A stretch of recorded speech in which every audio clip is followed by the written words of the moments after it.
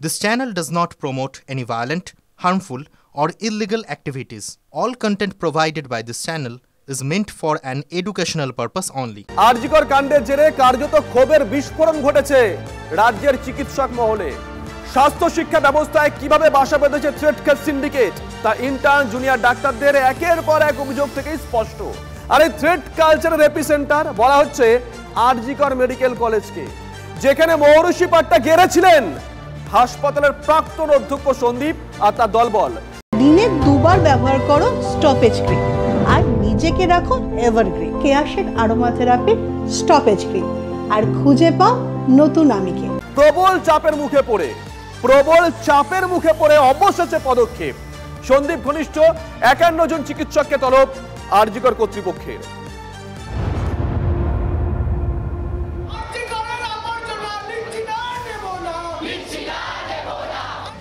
তিলোত্তমার ধর্ষণ হত্যার ঘটনায় যেন ক্ষোভের বাঁধ ভেঙেছে রাজ্যের সরকারি হাসপাতালের জুনিয়র চিকিৎসক পিজিটি ইন্টার্নদের। আরজিকরের প্রাক্তন অধ্যক্ষ সন্দীপ ঘোষ ও তার বাহিনী উত্তরবঙ্গ লবির দৌরাত্ম্য নিয়ে প্রতিদিনই মুখ খুলছেন চিকিৎসকরা। অভিযোগ, গত কয়েক বছর ধরে আরজিকর মেডিকেল কলেজে ভয়ের পরিবেশ তৈরি করেছিল সন্দীপ ঘোষ ও তাঁর সাঙ্গপাঙ্গ। সন্দীপ বাহিনী দাবিদারি না করলে ফেল করানো, রেজিস্ট্রেশন বাতিলের হুমকি, আর্থিক অনিয়ম, বিভাগীয় প্রধানদের হুমকি সহ ভুরি ভুরি অভিযোগ উঠছে।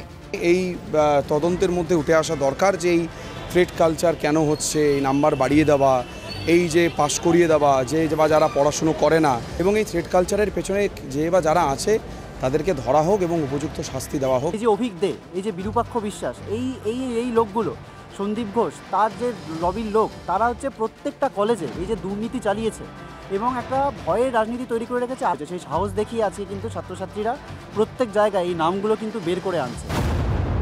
আরজিকরে চিকিৎসক সৌরভ পাল, আশিস পাণ্ডে, রোহন কুণ্ডু সহ অভিযুক্ত 51 জন। তালিকায় রয়েছেন হাউস স্টাফ, ইন্টার্ন ও চিকিৎসক পড়ুয়া। অভিযুক্তরা প্রত্যেকেই সন্দীপ ঘনিষ্ঠ বলে অভিযোগ। আন্দোলনকারীদের লিখিত অভিযোগের ভিত্তিতে পদক্ষেপ কর্তৃপক্ষের।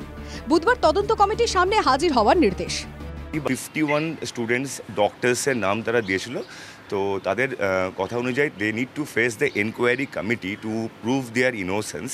এবং যতদিন না এই এনকোয়ারি কমিটি হচ্ছে, যেহেতু তারা এখন তাদের এগেনস্টে পুরো complaints, so what we have decided and told them যে not to have an open access, rather a restricted access in the college campus. ক্ষোভে ফুঁসছেন জুনিয়র চিকিৎসকরা। সিনিয়র ডাক্তাররা তাদের আন্দোলনকে সমর্থন জানিয়ে আর্জি জানাচ্ছেন মেডিকেল কলেজগুলিতে ফিরে আসুক সুস্থ পরিবেশ।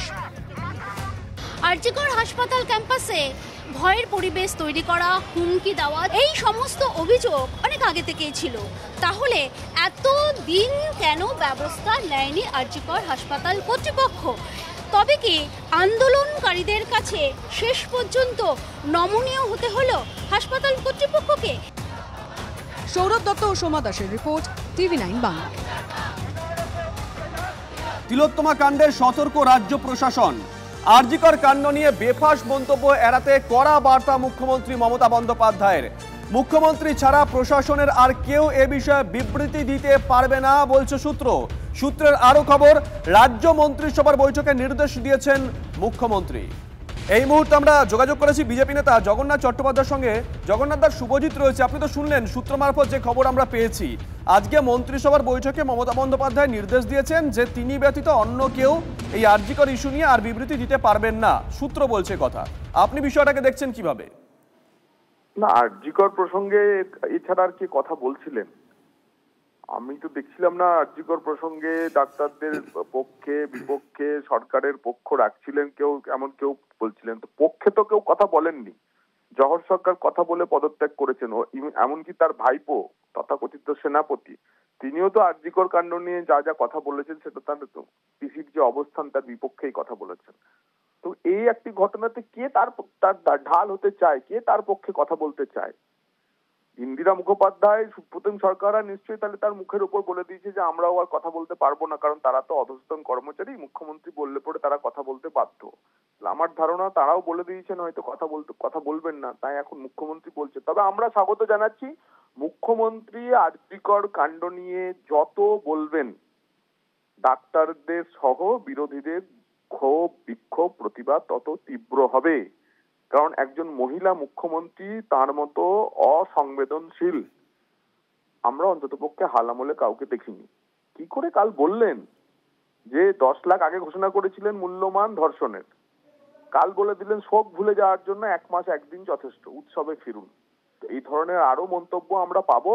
আন্দোলনের যে আগুন ধিকি ধিকি জ্বলছে সেই আগুন আরো তীব্রতর করবেন মুখ্যমন্ত্রী। সেজন্য আমাদেরকে যে তাঁর যে প্রেরণা, তথাকথিত অনুপ্রেরণা, তার বক্তব্য আমাদের কাছে কাজ করবে এবং আমরা আরো আন্দোলন তীব্রতর করব। তার জন্য মুখ্যমন্ত্রীকে ধন্যবাদ।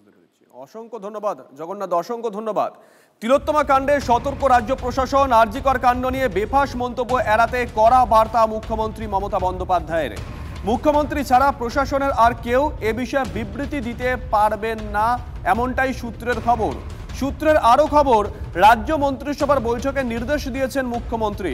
অন্য মন্ত্রীদের সংবাদ মাধ্যমে মুখ না খুলতে নির্দেশ মমতা বন্দ্যোপাধ্যায়ের, বলছে সূত্র। আর এই মুহূর্তে আরো একটা বড় খবরের দিকে নজর রাখতে হচ্ছে। বৃহস্পতিবার সব মেডিকেল কলেজ ও হাসপাতালের প্রিন্সিপাল, এমএসভিপি এবং ডিরেক্টরদের নিয়ে বৈঠকে বসতে চলেছেন মুখ্যমন্ত্রী। বৈঠকে থাকার নির্দেশ জেলা শাসক, পুলিশ সুপার, কমিশনারেটের সিপি, সিএমওইচদের। নবান্নে বৃহস্পতিবার বৈঠক করবেন মুখ্যমন্ত্রী। নিঃসন্দেহে বড় খবর, বৃহস্পতিবার সব মেডিকেল কলেজ ও হাসপাতালের প্রিন্সিপাল, এমএসভিপি এবং ডিরেক্টরদের নিয়ে বৈঠকে বসতে চলেছেন মুখ্যমন্ত্রী। দীক্ষা ভুইয়া আমাদের সঙ্গে টেলিফোনে রয়েছেন, আমাদের সহকর্মী। দীক্ষা, এই বৈঠকের গুরুত্ব এবং আলোচনার বিষয়। দেখো, যে বৈঠকটা হবে 12 তারিখে, মুখ্যমন্ত্রী সেই বৈঠকে করবেন। সেখানে সমস্ত প্রিন্সিপাল ও ডিরেক্টর বা মেডিকেল কলেজ এবং হসপিটালের থেকে শুরু করে জেলা শাসক, কমিশনারেটের সিপি থেকে শুরু করে সুপার, এমএসডিপি এবং সিএমওদের থাকতে বলা হয়েছে। মূল বিষয় যেটা হচ্ছে সেটা সমস্ত হসপিটাল বা মেডিকেল কলেজগুলোর নিরাপত্তা ব্যবস্থা কি রয়েছে এবং সিকিউরিটি ব্যবস্থা কি রয়েছে এবং সেখানে রোগীদের কিভাবে পরিষেবা দেওয়া হয়ে থাকে, এই পুরো বিষয়টা নিয়ে আলোচনা করবেন। আমরা জানি মুখ্যমন্ত্রী নিজে বলেছিলেন স্বাস্থ্য সচিবকে এই বিষয়টা নিয়ে বৈঠক করতে, কিন্তু আমরা যে খবর পাচ্ছি মুখ্যমন্ত্রী স্বয়ং নিজে এই বৈঠক করবেন এবং সেই কারণে নবান্ন সভাঘরে 12 তারিখে দুপুর 1টার সময় এখানে যারা আসতে পারবেন তাদের সশরীরে আসতে বলা হয়েছে, বাকিদেরকে ভার্চুয়ালি বৈঠকে উপস্থিত থাকতে বলা হয়েছে। ধন্যবাদ দীক্ষা। এদিকে আরজিকর কাণ্ডের প্রতিবাদে সরকারি পুজো অনুদান বয়কট। বেহালা চৌরাস্তা সাবেদা বাগান ক্লাবের পুজোতে মণ্ডপে ঢাক বাজানো হবে না, ধুনুচি নাচও নয়, বাজবে না মাইকও, জানিয়ে দিয়েছে ক্লাব কর্তৃপক্ষ। পুজো কমিটির বক্তব্য, এবার পুজো হবে, তবে তাদের একমাত্র দাবি তিলোত্তমা ধর্ষণ খুনের সুবিচার চাই। এবারে পুজো যতটা নিরাম্বর করা যায় ততটাই ভালো, তার কারণ আমাদের মেয়ে হারিয়ে গেছে। সেই মেয়ে হারিয়ে গেছে, এখন পর্যন্ত আমরা বিচার পাইনি। এই বিচারটা আমরা চাই, যে কি ঘটনা ঘটেছে এবং কিভাবে বিচারটা পাওয়া যায়। পুজো এবার কিরকম করছে? পুজো অনারম্ভভাবে করা হচ্ছে, যতটা না করলেই নয়। আমরা বহু বছর ধরেই পুজো করেছি, 1980 সাল থেকে পুজো করেছি, এখনো অনুদান ছাড়াই পুজো করেছি, এবছর অনুদান ছাড়া। তার শুনানির ডেটটা যেন ঘুরে ঘুরে না আসে, সুবিচার যেন আমরা পাই, এবং সেটাই আমাদের এখনকার বড় আন্দোলন। এবং সারা সমাজ, প্রত্যেক রকম সকল সমাজের সব রকম মানুষ এখন এটা জানে। তো অনুদান ছাড়া পুজো করা যায়, যেটা যায় সেটা আমরা করে দেখিয়ে দেবো। আমাদের মা কাঁদছে, কেন আমরাও সবাই বাবা মা, সবাই ঘরে ঘরে বাবা মা, আমরা এখানে কেউ সব সন্তান, এবং আপনিও বাবা, কাউর না কাউর বাবা মা।